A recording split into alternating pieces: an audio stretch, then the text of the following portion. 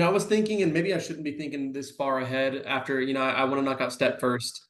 But man, I don't know what I should do after step, like to get prepared for next year, because obviously I need to start moving on with things. And at least in terms of like, I need to be like moving for step two, I need to do well in step two.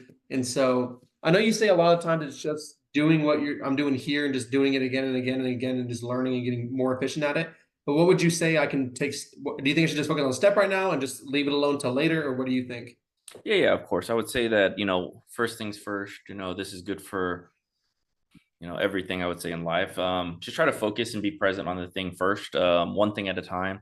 On step, of course, sometimes if you do too much, and sometimes I have an issue with this too, where I'm doing too much, right? But definitely for sure, try to focus on the thing at hand. The most important thing, you should have a priority list in your hand.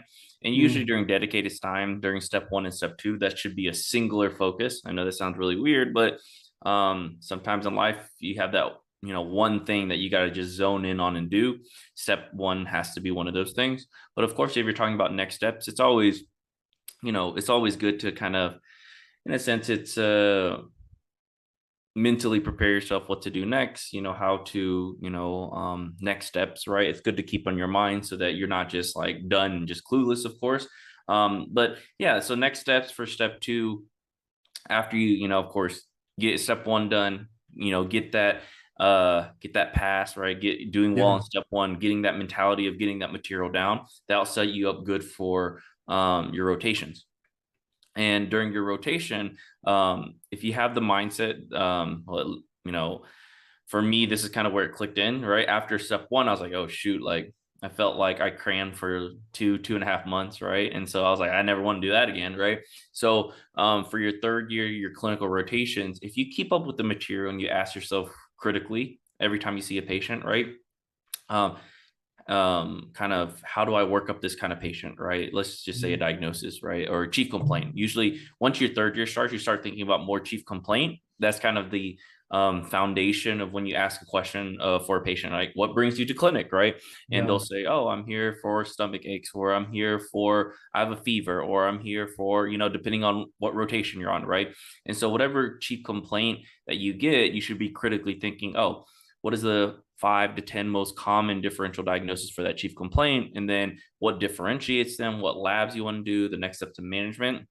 And so if you're critically thinking about patients every day, right, you're keeping up with your questions every day for your block, right? Whether that's OB questions, internal medicine questions, general surgery question, pediatric question, whatever rotation, you're keeping up with questions, you're thinking clinically, you're working through your question strategies, then in theory, right, by the time that you take your step two, it's really more of a review rather than let me study real hard for 2.5 months, three Yeah. months, like you did for step one.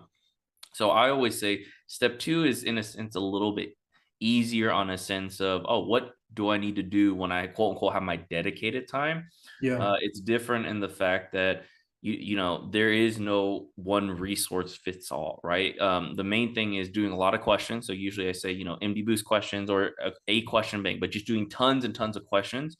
And then people go, oh, what textbook, what video series, what resource? So there's really not good one standard. It's just doing a lot of questions because it's a clinically oriented test.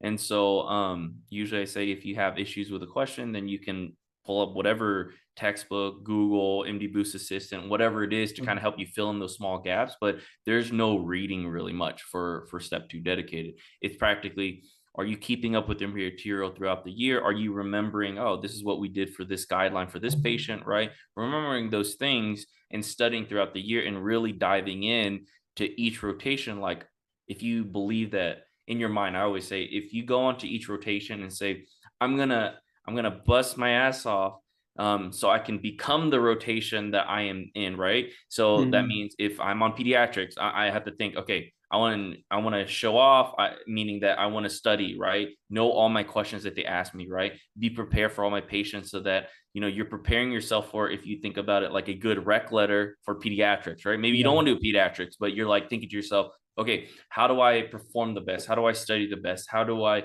keep critically thinking, having good conversations with residents, attendings, right?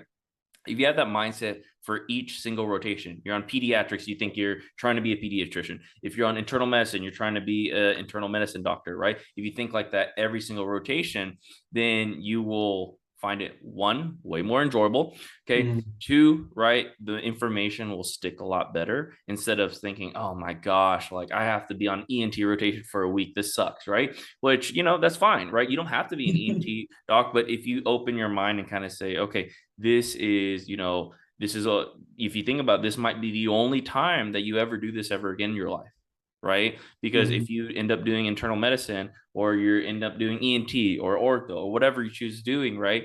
You might not ever deliver a baby again. You might not be a part of a C-section again. You might not, right? You might not talk about, infertility again with a patient, right? And so this is really your time to kind of soak that in, right? And do your best. And if you do that throughout the year, then step two becomes fairly simple to review, I would say.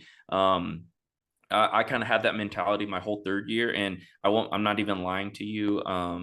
I studied, I think, only about a week or 2 weeks, and I took it because we, like step 'Cause one you was, stayed with it the whole time. You were yep, just you're on top of it. exactly. You stay on top of it the whole time, and also on top of that, the emphasis on step two for, when I did medical school is way different. Step one was the huge test for us. Step two is kind of the test that's like, okay, it's scored as long as you don't do worse than your step one. Then most programs are only looking at their step one, our step one, Mhm. right? So I scored like a 250, I think, on step one, and step two, like 254, 255 or something like that, so around that range. And so really during my year when I was applying, they're only looking at my step one score. But nowadays, right, obviously there's only one score test, so there's a lot heavier emphasis on step two. And of course, you're aiming to just kill step two, right? And so my goal for all my students is to do well, better than my scores that I did, right? That's the whole point of being a good teacher, right? And so